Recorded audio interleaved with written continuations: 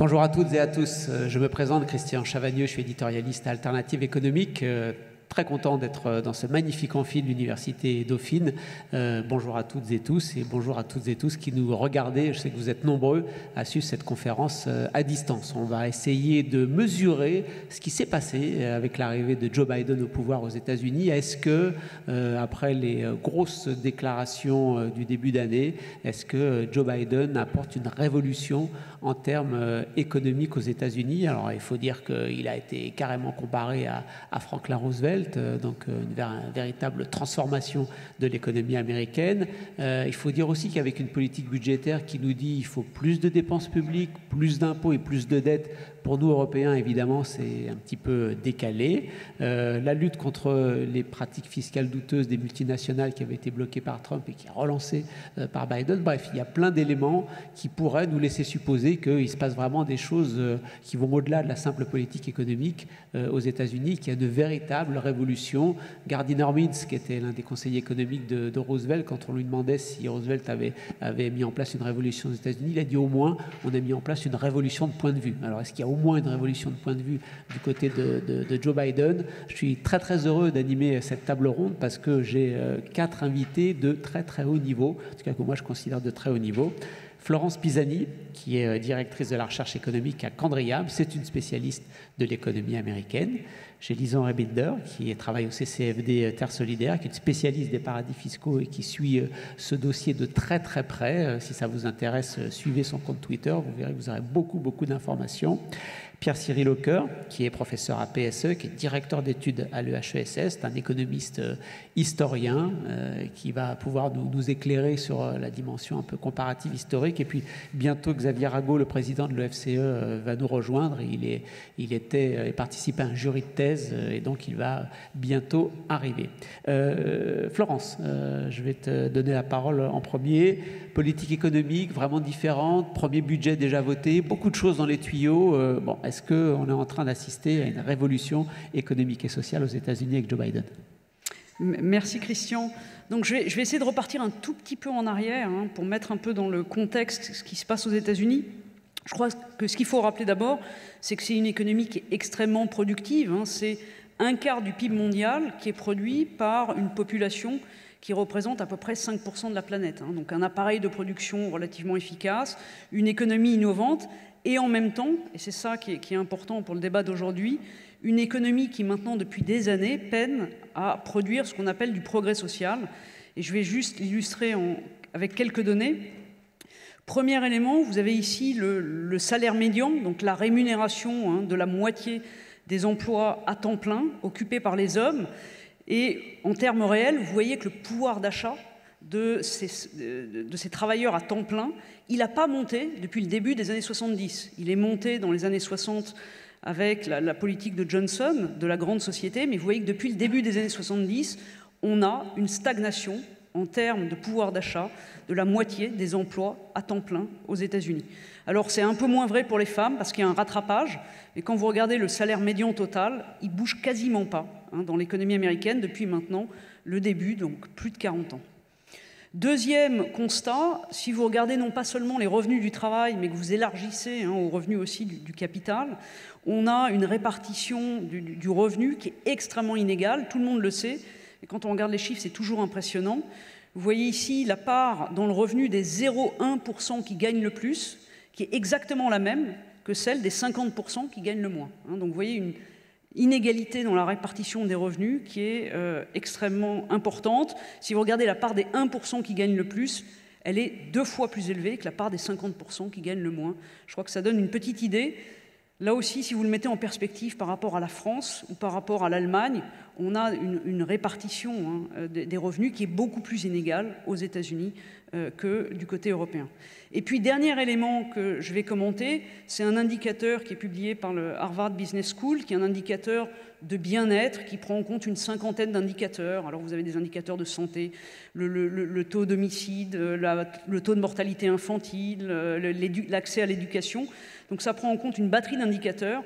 Et quand vous regardez parmi les grands pays, les pays les plus développés, vous voyez que les États-Unis, ils arrivent en 28e position alors qu'ils ont un niveau de développement qui est extraordinairement plus élevé que leur niveau en termes d'indice de progrès social. Donc ils sont vraiment en bas du classement entre la Grèce et la Pologne, à côté de deux pays qui ont un niveau de développement nettement plus faible. Donc ça donne juste une petite image de cette économie américaine qui à la fois est puissance en termes d'appareils de production, mais qui en termes de progrès social est quand même assez loin derrière. Deuxième élément, dans cette économie, comme il y a relativement peu de filets sociaux, il y a une politique qui est extrêmement importante, qui est la politique de maintien au plein emploi. Alors ce n'est pas une révolution, mais c'est quelque chose qui a changé un tout petit peu de visage au cours des dernières années. À partir du moment où le plein emploi aux États-Unis est maintenu, eh bien ça évite en fait au salaire du bas de l'échelle de baisser en permanence. Et dès que vous vous éloignez du plein emploi, ce qu'on observe, c'est que les salaires au bas de l'échelle montent. Quand vous vous rapprochez du plein emploi, eh bien les salaires remontent un peu. Et donc au total, les salaires des 2 ou 3 derniers quintiles, ils n'ont pas progressé en termes réels depuis le début des années 70. Et dès qu'on s'écarte du plein emploi, ils baissent. Et donc le maintien du plein emploi, eh bien ça évite à ces salaires de baisser. Alors la première révolution qui est plus silencieuse, qui n'est pas la révolution Biden, elle était engagée avant qu'il arrive au pouvoir, et elle a été engagée en fait par Janet Yellen quand elle était à la tête de la Réserve fédérale. Donc c'est une révolution plus silencieuse, c'est celle de la politique monétaire qui a toujours eu aux États-Unis comme objectif le plein emploi. Après-guerre, c'était le budget qui était chargé de maintenir l'économie au plein emploi. Depuis maintenant une trentaine d'années, c'est un rôle qui incombe largement à la politique monétaire. Donc la révolution, c'est quoi ? Bien, c'est que la définition du plein emploi, de l'emploi maximum, elle a changé. C'est maintenant un plein emploi inclusif. Alors ça veut dire quoi ? C'est une notion assez vague, mais la Réserve fédérale le précise. C'est le plein emploi pour tous, pour toutes les communautés en particulier. Alors ça veut dire concrètement que du côté de la Réserve fédérale, on ne va pas regarder seulement le taux de chômage, qui était l'indicateur traditionnel de plein emploi, mais on va regarder une batterie d'indicateurs. Alors j'en ai mis quelques-uns dans cette roue. Le taux de chômage, mais vous voyez aussi le taux de chômage des différentes communautés, les Noirs, les Hispaniques, les Blancs, les taux d'emploi des hommes, des femmes, les salaires. Tout ça, ça va faire partie du panorama de la Réserve fédérale pour juger de l'emploi maximum. Et le constat, c'est qu'aujourd'hui, on n'est pas au plein emploi. Avant la crise, vous voyez, quand on est près du cercle orange, en fait, on est près du plein emploi sur tous ces indicateurs-là. Avant la crise, on n'était pas très loin du plein emploi, sauf sur les salaires. Et la théorie de Janet Yellen, c'était « il faut que je mette cette économie sous pression pour faire monter les salaires, et puis ensuite, éventuellement, je resserrerai ma politique monétaire ». Donc vous voyez qu'en février 2020, on n'était plus très loin, mais on n'y était pas encore. Où est-ce qu'on était en mai 2021, donc il y a quelques mois? Vous voyez qu'on en était très loin sur la plupart des indicateurs. Les taux d'emploi sont beaucoup trop bas, donc on n'est pas du tout au plein emploi. Et en août dernier, on s'approchait sur quelques indicateurs. Le taux de chômage continue à baisser, mais il manque toujours aujourd'hui 5 millions d'emplois dans cette économie. Donc clairement, on n'est pas au plein emploi et on a une politique monétaire qui va jouer son rôle. Et son rôle, c'est quoi? Eh bien, c'est en permanence d'essayer d'avoir ce plein emploi pour tous. Et vous voyez ici ce que je commentais tout à l'heure, l'évolution des revenus des ménages du deuxième quintile, entre les 20 et 40% des ménages du bas de l'échelle. Vous voyez qu'ils sont extrêmement cycliques. En termes réels, ils ne montent pas. Et à chaque fois que le taux de chômage monte, ils baissent. Et donc, assurer le plein emploi, ça évite que ces salaires baissent en permanence. Et ça fait partie de cette politique économique. Alors le deuxième point que je vais commenter, et ça nous rapproche de la révolution Biden, c'est le budget américain. Donc le candidat Biden, il avait un programme assez traditionnel. Il y avait 2 volets dans son programme. Un programme à très court terme, mais qui est toujours le cas. Le budget, à chaque fois qu'il y a une crise, on trouve des accords bipartisans pour soutenir l'économie quand on a une crise. Donc le premier programme de Joe Biden, c'était l'American Rescue Plan, et ça s'inscrivait dans la lignée de ce qui avait été fait par son prédécesseur Trump, soutenir les revenus des ménages, les revenus de ceux qui avaient perdu leur emploi. On a étendu les allocations chômage, on a donné des aides aux États, et c'est un programme de 1 900 milliards de dollars dépensés sur une période relativement courte. Alors le programme qui est aujourd'hui discuté au Congrès américain, c'est un programme de plus long terme qui s'inspire de ce qu'avait proposé le candidat Biden pendant l'élection présidentielle.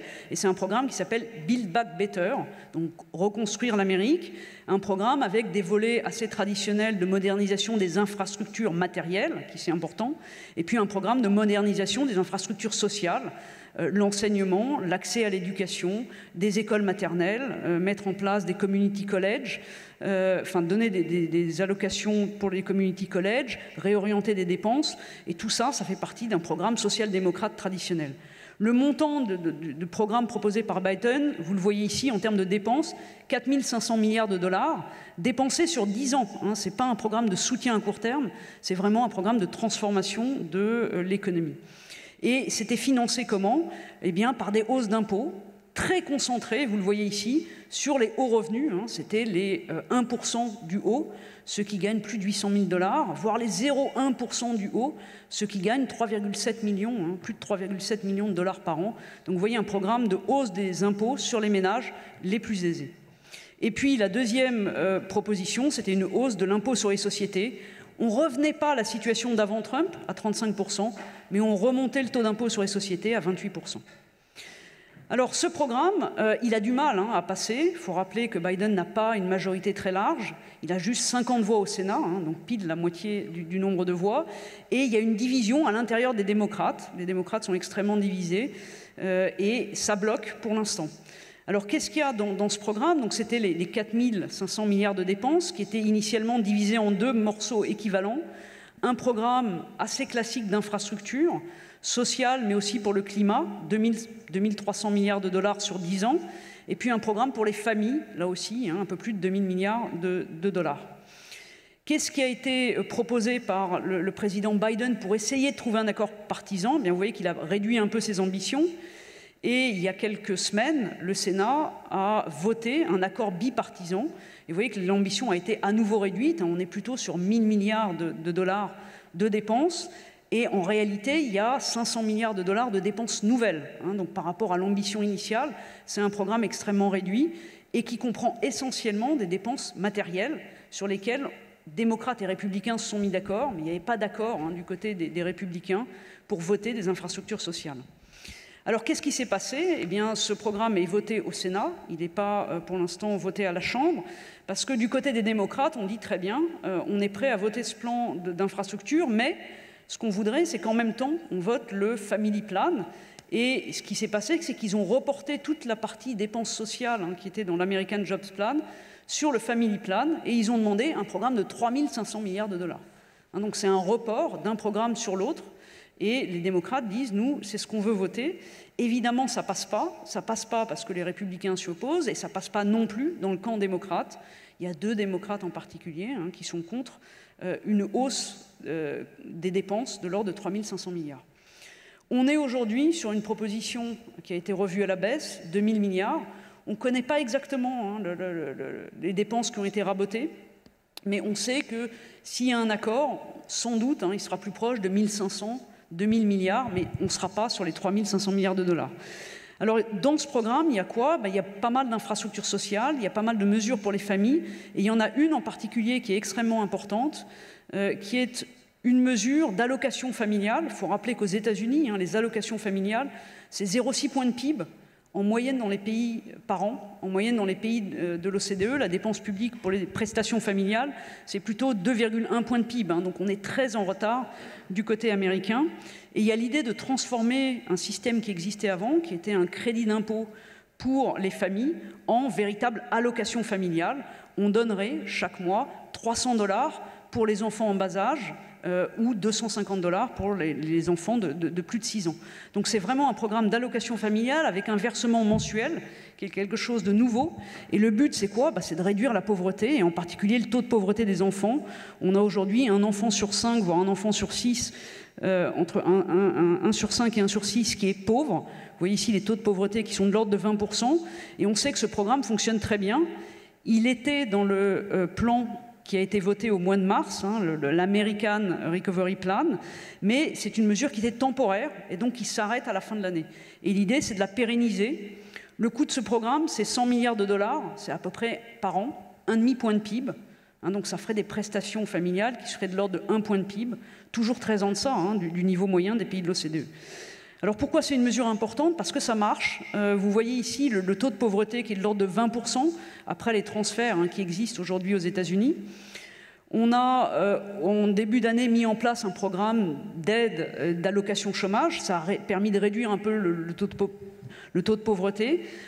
On a non seulement maintenu le niveau de salaire de beaucoup d'Américains, mais en fait, ce niveau de salaire, il est même monté pour les Américains qui sont en bas de l'échelle. Ils ont gagné plus pendant la pandémie qu'ils ne gagnent traditionnellement lorsqu'ils travaillent dans des emplois relativement peu rémunérés. Et la mesure dont on parle, le Child Care Tax Credit, 1 mois après sa mise en place, ça a permis de réduire le taux de pauvreté, de faire sortir de la pauvreté 3 millions d'enfants, donc on est tombé à 12% de taux de pauvreté. Toutes les estimations qui sont faites, c'est que si on met en place cette mesure, on pourrait réduire aux États-Unis à peu près la pauvreté des enfants de moitié à l'horizon des prochaines années, ce qui évidemment serait un changement relativement important du côté américain, et ça fait partie de cette révolution Biden. Merci beaucoup. Est-ce que, c'est vraiment très clair, est-ce que les moindres dépenses qui sont prévues par rapport à ce qui était annoncé par le candidat permettent quand même de dire que Biden est en train de complètement changer l'économie américaine? Alors, il ne va pas complètement la changer. On n'est plus sur l'ordre de programme, on n'était plus sur 3 500 milliards, et en réalité, ce n'était pas 3 500 milliards, c'était 5 000 milliards. Parce que derrière les 3 500, il y avait beaucoup de mesures qui devaient s'arrêter avant la fin de la décennie, ce qui permettait de faire passer un énorme programme de dépenses, mais dont certaines étaient temporaires. Et donc, on a des ambitions qui sont nettement réduites par rapport au programme initial. Après, ça va dépendre des choix qui seront faits, mais ne serait-ce que des mesures d'allocation familiale, de prestations familiales pour les enfants. Il y a des mesures pour le climat qui sont extrêmement importantes. Et toutes ces mesures-là, ça transforme quand même l'économie américaine, ça assure un minimum à un certain nombre de familles, et donc c'est quand même un des grands programmes sociaux. On n'en a pas eu depuis la grande société de Johnson. Donc ce serait quand même une avancée s'il arrivait à faire passer les 2 000 milliards. Il n'y a pas eu d'arbitrage, on ne sait pas encore exactement ce qui sera arbitré. Peut-être qu'il n'y aura pas les prestations familiales, et peut-être qu'on se concentrera sur d'autres mesures. Il y a un deuxième problème, c'est que du côté de la hausse d'impôts, on a 2 sénateurs démocrates, oui, Manchin et Sinema, qui sont férocement opposés à des hausses d'impôts sur les ménages et sur les sociétés. Est-ce qu'ils sont en train de passer à côté de l'histoire, ces 2 sénateurs? Alors ces 2 sénateurs, ils négocient. Il y en a un qui négocie pour la Virginie, parce qu'il a des petits problèmes de pollution d'usines en Virginie. Donc il essaye de négocier un peu et d'avoir un peu de levier. Je pense que du côté de Manchin, on peut le faire basculer. Du côté de Sinema, c'est un peu plus étonnant, pour être honnête. C'est une sénatrice démocrate dont on ne comprend pas bien l'objet. Et ils ont du mal. Il y a eu un accord bipartisan, et ça c'est important. Biden a réussi quand même à faire voter le Sénat, ça c'est une bonne nouvelle. Du côté des démocrates, ils jouent quand même leur réélection. Il y a des élections de mi-mandat dans 1 an. Si aucune mesure n'est votée, en particulier sur le plan social, du côté des élections de mi-mandat, on peut être assez inquiet pour la majorité démocrate. Bon, donc on verra un peu plus tard pour la Révolution. On va regarder un peu plus près la fiscalité. Lison. Oui, bonjour à toutes et tous. Moi, je travaille au CCFD Terre Solidaire, qui est une ONG de développement qui s'intéresse notamment aux inégalités Nord-Sud. Et je travaille sur les questions d'évasion fiscale principalement, parce qu'on se rend compte que les pratiques d'évasion fiscale des multinationales ont un impact très important sur les ressources publiques des États et leur capacité à lutter contre la pauvreté. Et c'est vrai que nous qui suivons les questions Nord-Sud, côté ONG, on a quand même été très intéressés dès le début par la présidence de Biden, parce qu'il y a des prises de parole très fortes de l'administration américaine aujourd'hui sur à la fois la taxation des plus riches et la taxation des multinationales. Florence Pisani l'a dit, il y a des questions de hausse d'impôts sur les sociétés qui sont discutées et à la fois de hausse d'imposition sur les revenus. Et on a une administration américaine qui est aussi très visible, vocale au plan international sur ces questions. On voit Joe Biden qui prend la parole pour dire « Il est temps que les entreprises américaines et les 1% d'Américains les plus riches payent leur juste part ». Janet Yellen, qui est secrétaire d'État au Trésor, aussi au niveau international, est très présente. Après, pour nous, c'est aussi important de regarder est-ce que ça contribue aussi à une justice fiscale mondiale? Est-ce que tous les pays sont en capacité aujourd'hui de bénéficier de réformes qui ont lieu au niveau international? Juste sur la question de l'imposition des plus riches, Biden a été quand même poussé, il faut le dire, par le camp démocrate, notamment les plus progressistes des démocrates. Vous avez peut-être vu une députée américaine, Alexandria Ocasio-Cortez, qui, au moment d'un bal du Met à New York, avait une robe de soirée sur laquelle il y avait écrit en blanc « Tax the rich », donc taxer les plus riches. C'est presque c'était un peu un moment people pour faire avancer une mesure politique. Et parce qu'aujourd'hui, on a une fiscalité américaine qui est de fait très inégalitaire, avec, je crois, en 2018, si je cite une étude de Gabriel Zucman et Manuel 16, en 2018, les 400 Américains les plus riches bénéficiaient d'un taux de prélèvement inférieur à celui appliqué aux autres catégories de contribuables. Et en fait, on a au début de l'administration Trump des mesures fiscales qui ont à la fois réduit les impôts sur les plus riches et sur les sociétés. Et ce qui est négocié aujourd'hui par l'administration américaine, et on va voir si ça passe effectivement dans les votes des budgets, c'est relever le taux marginal d'imposition des plus riches, mais pour revenir à celui qu'il était au moment de l'administration Trump. Donc on n'est pas non plus sur des hausses d'impôts, sur toutes des mesures qui sont si révolutionnaires, mais il y a aussi des mesures de taxer les plus-values parce qu'on se rend compte que les milliardaires, ils payent très peu de taux d'impôts nominaux parce qu'en fait, ils gagnent leurs revenus, notamment des plus-values sur la vente d'actifs. Et l'administration Biden propose de taxer les plus-values, de réaugmenter de manière importante ces taux d'imposition pour qu'ils reviennent au même niveau que des taux d'imposition nominaux sur le revenu. Et, alors que depuis de nombreuses années, on avait plutôt une baisse de ces revenus.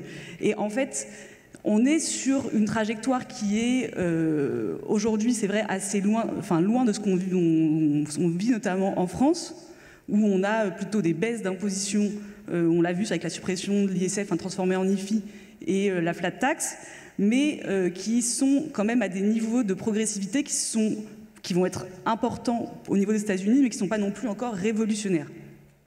Après, par rapport, si on suit la trajectoire depuis les années 70, ça reste un réel changement de cap.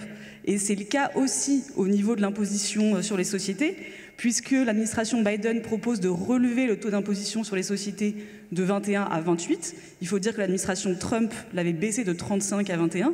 Donc là aussi, on est sur une remontée qui n'est pas non plus si révolutionnaire, mais c'est la première fois depuis la fin des années 70 qu'il y a des propositions de relever le taux d'imposition sur les sociétés.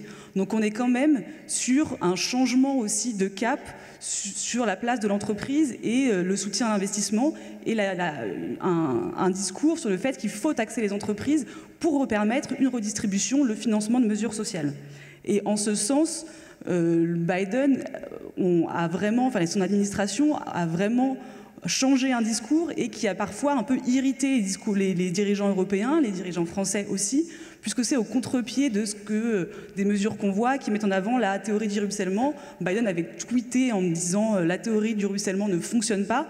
On a des prises de position politiques qui sont fortes, donc il y a vraiment changement de cap. Après, avec des mesures de progressivité de l'impôt qui sont quand même nouvelles et qui sont encore pas si importantes que ça.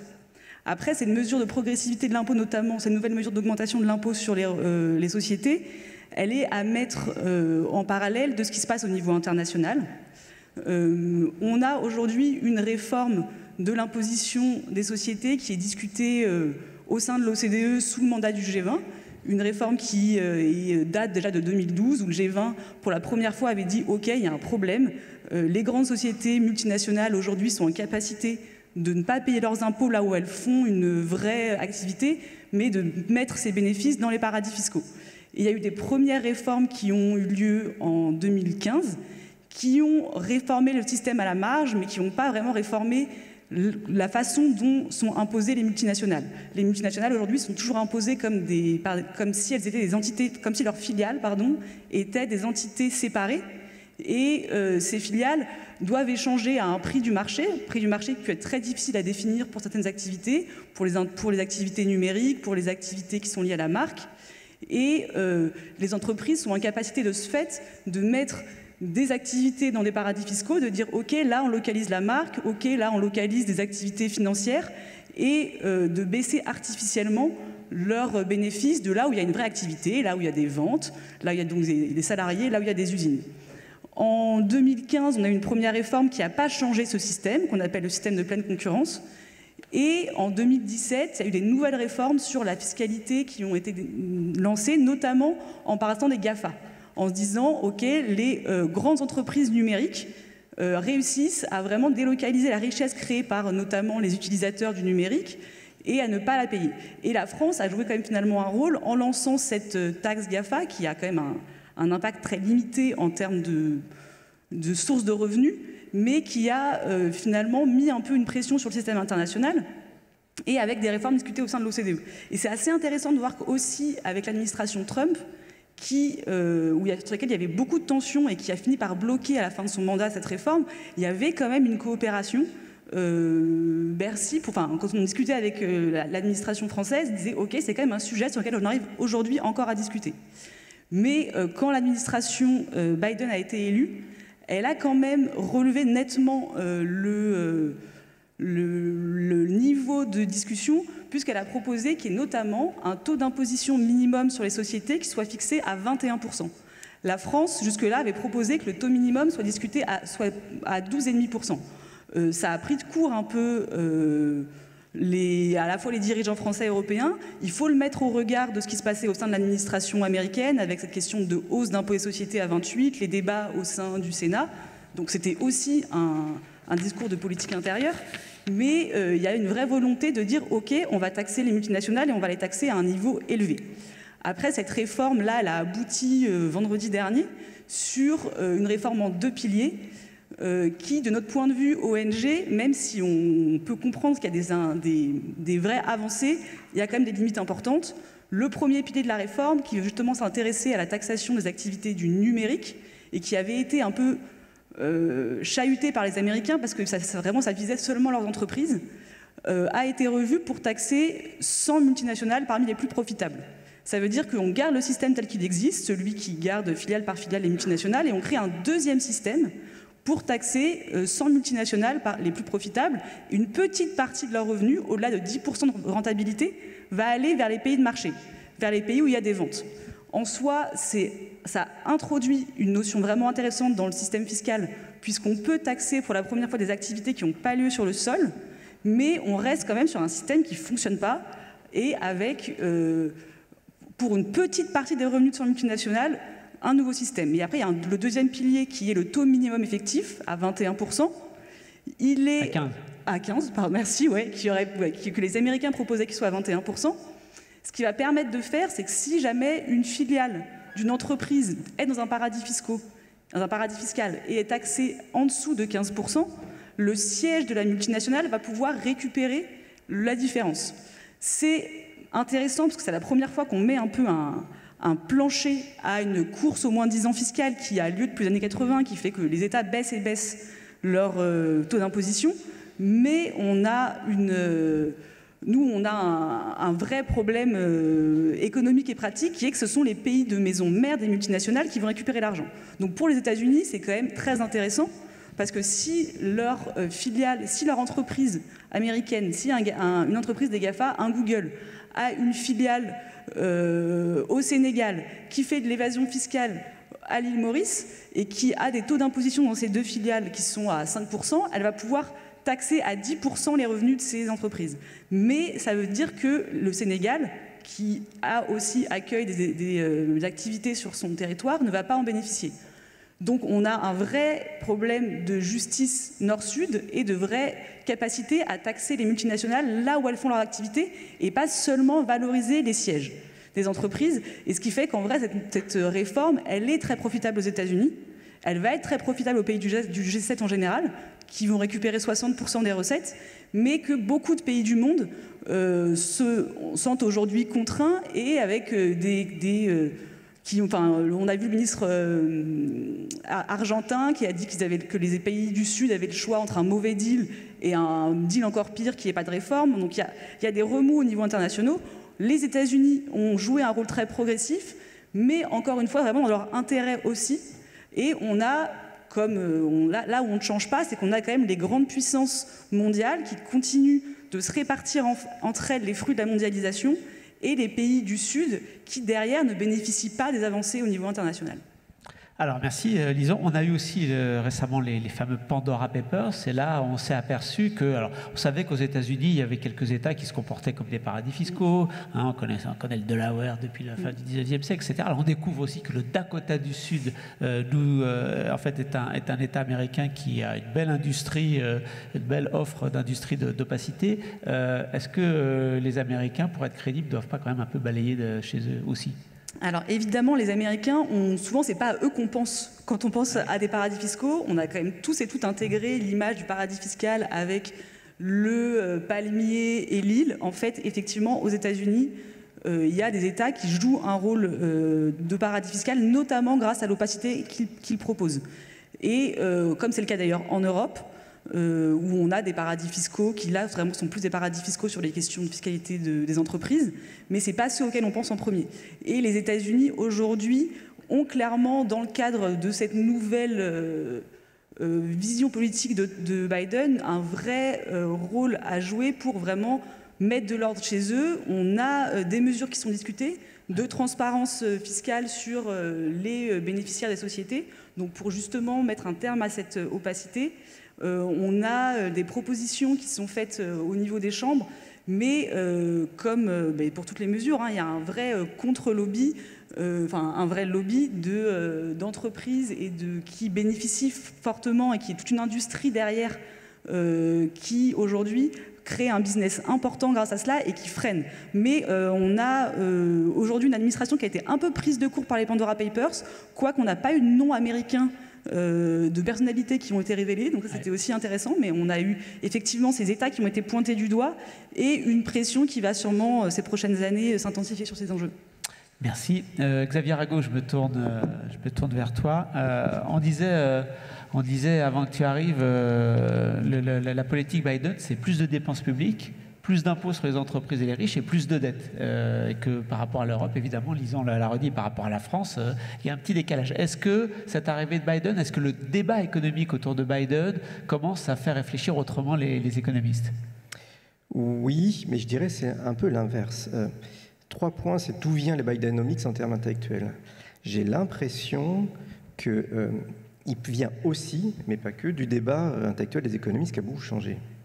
Et en fait, le débat des économistes a un peu anticipé les Bidenomics, à un point que je vais qualifier.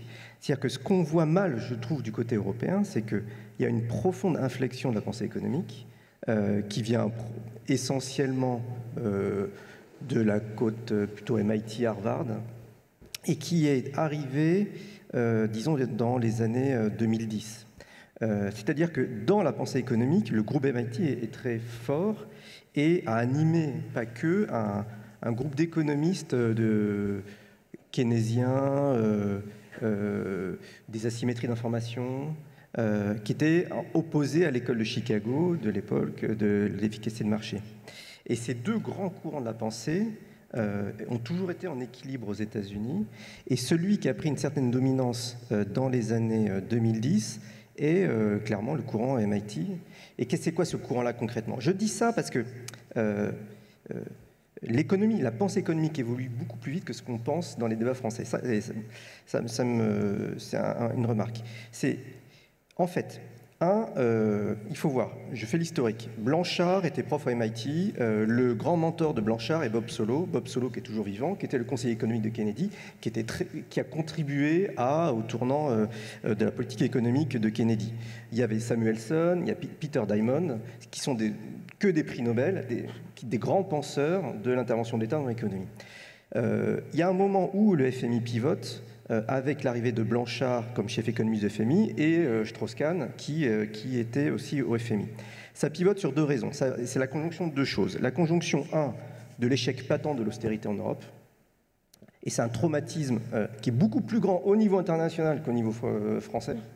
C'est-à-dire que nous, on fait comme si c'était rien passé en 2012-2013, alors qu'on a failli faire exploser la zone euro avec des politiques bêtes, tout simplement bêtes. Et je ne reviens pas là-dessus parce que je serais trop engagé effectivement sur les bêtises de politique économique de cette période-là. Et donc, la leçon que finalement la pensée économique de base keynésienne simple du multiplicateur en disant que voilà, en récession on n'augmente pas les impôts sinon on casse la croissance, donc ce qu'on enseigne de base a été mise en avant comme une évidence.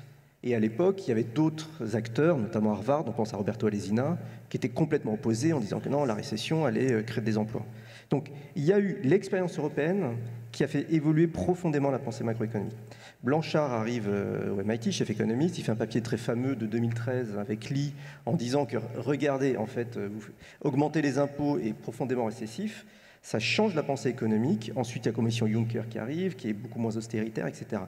Pendant ce temps-là, se forge dans la pensée des macroéconomistes le fait que finalement, on est en train peut-être, avec une économie, avec un taux de chômage certes faible, mais avec beaucoup de slack, c'est-à-dire beaucoup de gens qui ne participent pas au marché du travail, de faire que en fait, les bas salaires sont très constants, comme a dit très bien l'ensemble je ne reprends pas les analyses qui ont été faites par Florence Pisani. Petit 1. Petit 2, autre choc dans la pensée économique, le papier de David Autor sur le Shanghai Shock. C'est un papier purement empirique qui montre que dans les bassins d'emploi qui étaient plus liés à la Chine du fait du commerce international, l'augmentation du commerce avec la Chine a augmenté le taux de chômage, a augmenté le taux de suicide, a augmenté la consommation des opioïdes et a augmenté le vote républicain. Ça fait beaucoup quand même. Donc cet empirisme et cette évolution de la pensée macroéconomique a fait que dès la fin de Trump, il y avait un changement de paradigme dans la pensée macroéconomique. Et je pense que, je peux donner des noms, c'est stagnation séculaire de Summers, c'est Krugman, c'est Blanchard, etc. Et Janet Yellen et aussi Akerlof, vous savez, les deux ont une très grande proximité, au moins intellectuelle. Donc ça fait un corpus intellectuel qui s'est sédimenté après dans une volonté d'utiliser d'autres outils pour relancer l'économie. Je pense, est venue l'invasion du Capitole, et il y a une certaine radicalisation de cette politique macroéconomique keynésienne old school. Je dis old school, mais pour moi, c'est pas méprisant, au contraire, c'est un peu positif dans ce cadre intellectuel.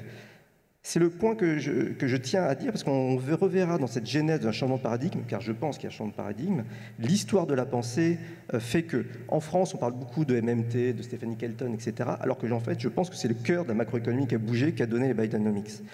On arrive maintenant à un moment clé de l'économie de Biden, où à la fois, beaucoup de gens sont surpris et ça va être mon second point, de la relative radicalité de Biden après son élection.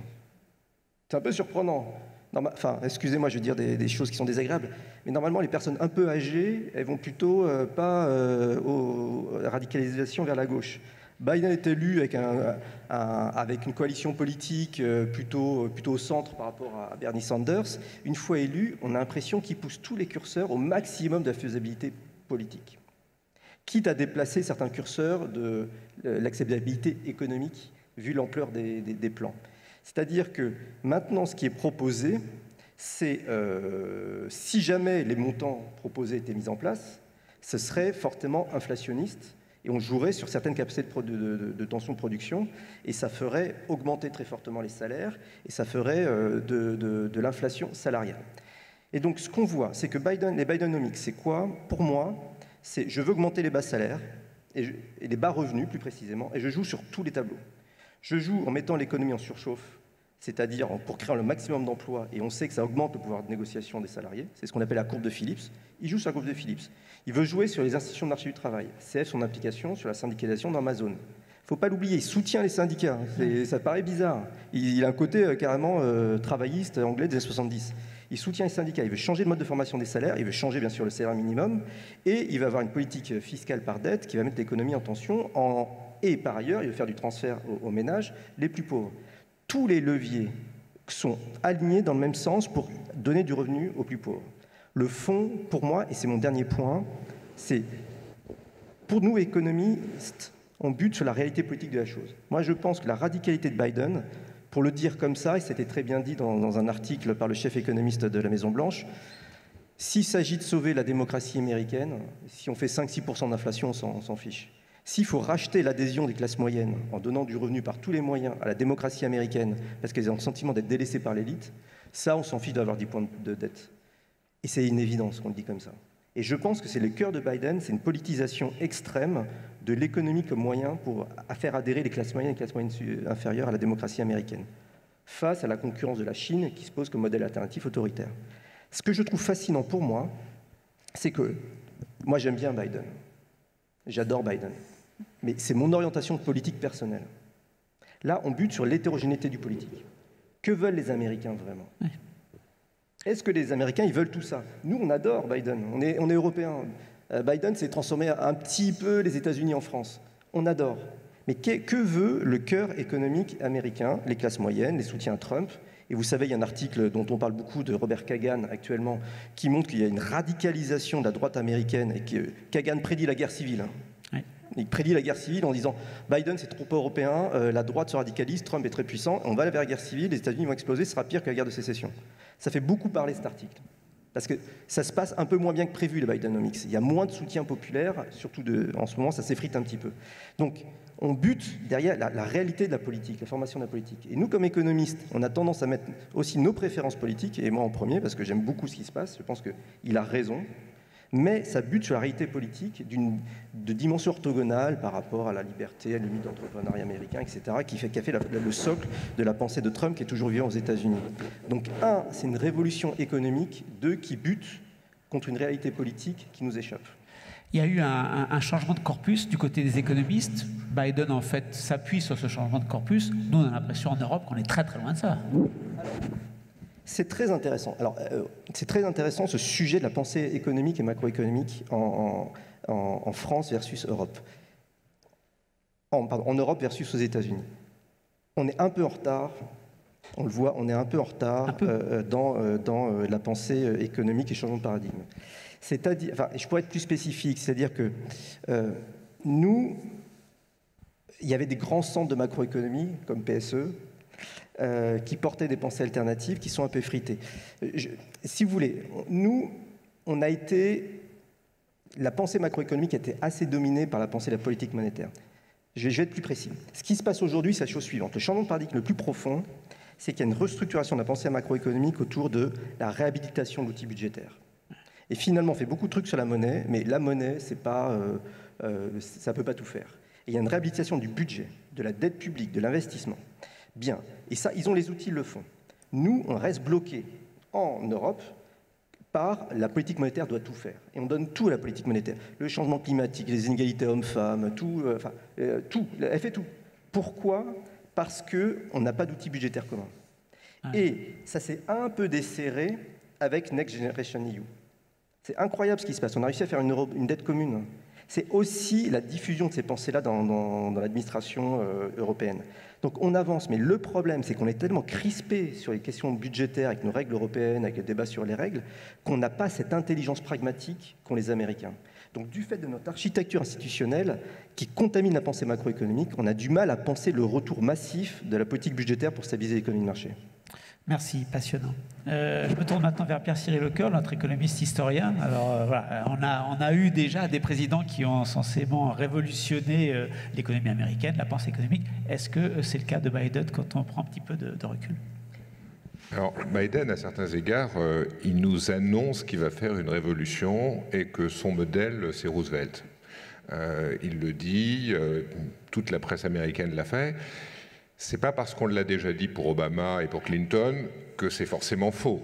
Bon, ça a été clairement faux pour Obama et Clinton.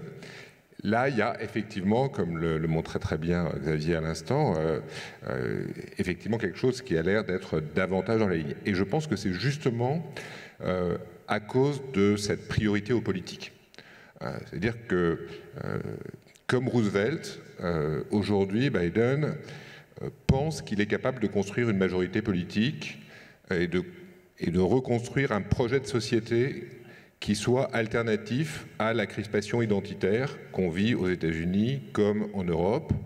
Et en ce sens-là, la comparaison avec les années 30 est assez pertinente, parce qu'on était aussi à un moment où, face à une crise qui était beaucoup plus aiguë qu'aujourd'hui, parce qu'on peut comparer Biden et Roosevelt, sauf que quand Roosevelt arrive, il y a 25% de chômeurs aux États-Unis. Bon, d'accord, il y a du sous-emploi aujourd'hui, du mal-emploi, etc. Mais enfin, on est quand même plutôt à l'opposé en termes de situation conjoncturelle. Les inégalités sont très élevées aussi, mais on est d'abord dans ce trou conjoncturel incroyable et où les gens sont en train de se radicaliser aussi en Europe comme aux États-Unis, soit vers l'extrême droite, soit vers l'extrême gauche. Et à l'époque, on a encore le modèle soviétique qui n'est pas discrédité.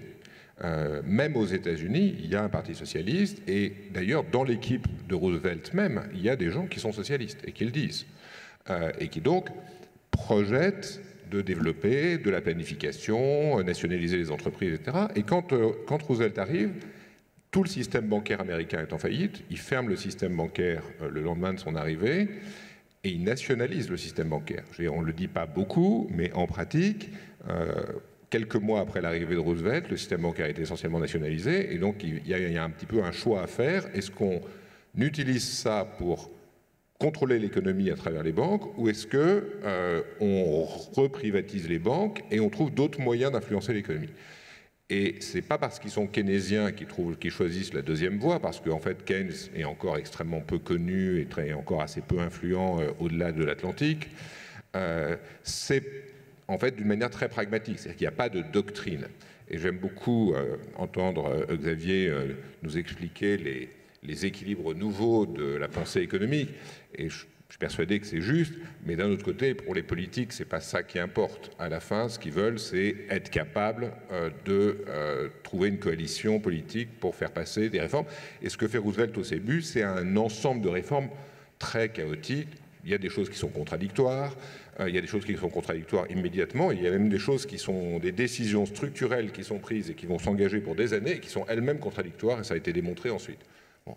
Il n'empêche qu'il trouve un équilibre grâce à des alliances politiques qui sont suffisamment pertinentes pour être dans le sens du progrès, c'est-à-dire qu'il va s'allier avec une partie du patronat, mais le patronat qui construit les grandes firmes managériales, les très grandes entreprises qui vont réaliser les économies d'échelle, qui vont faire baisser les prix des produits de grande consommation pour les classes moyennes, et donc il travaille pour les classes moyennes.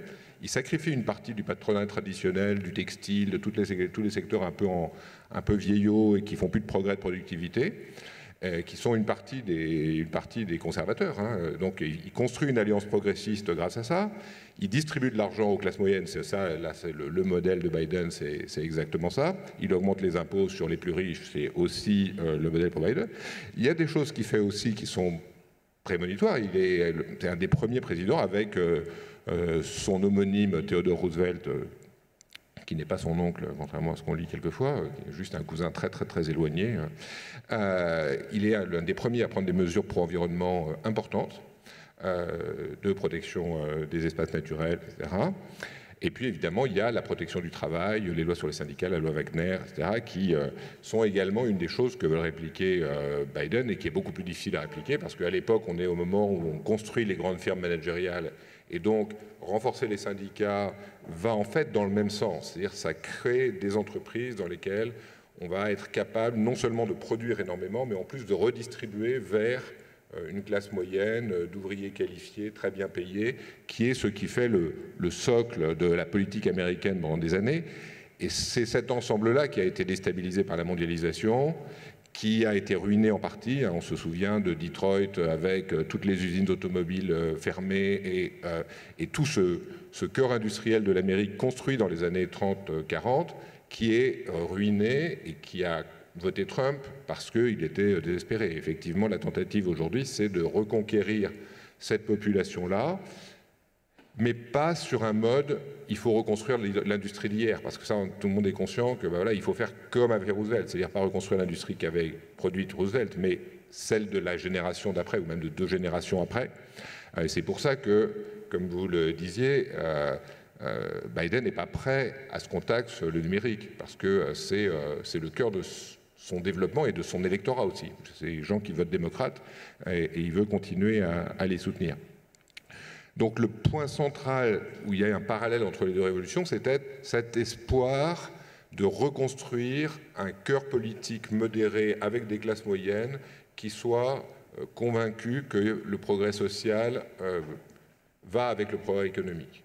Et c'est pas gagné parce qu'effectivement, pendant des années, ces gens-là ont vu le progrès économique bénéficier à très peu de gens et se sont convaincus que la mondialisation, la croissance, c'était en fait des choses qui leur nuisaient et en plus les ridiculisaient, les humiliaient, etc.